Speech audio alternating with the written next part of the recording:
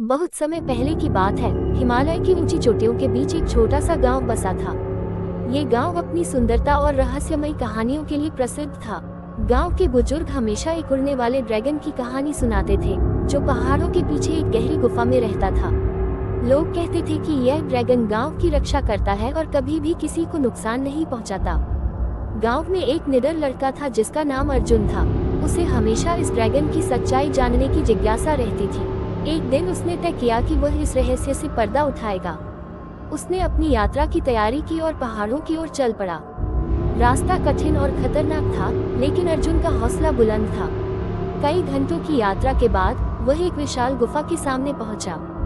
गुफा के अंदर से एक हल्की रोशनी और गरजने की आवाज आ रही थी। अर्जुन ने हिम्मत जुटाई और अंदर चला गया।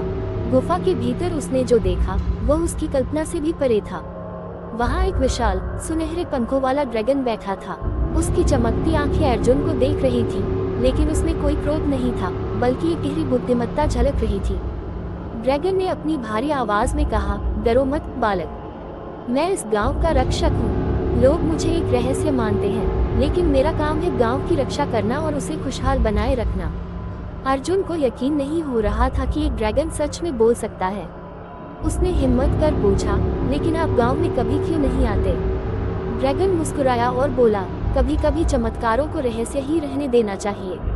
मैं वहां तब आता हूं जब मेरी जरूरत होती है। अर्जुन जब वापस गांव पहुंचा तो उसने सभी को ड्रैगन की सच्चाई बताई। लोग पहले तो हैरान हुए, लेकिन फिर वे समझ गए कि ड्रैगन हमेशा उनकी रक्षा कर रहा था।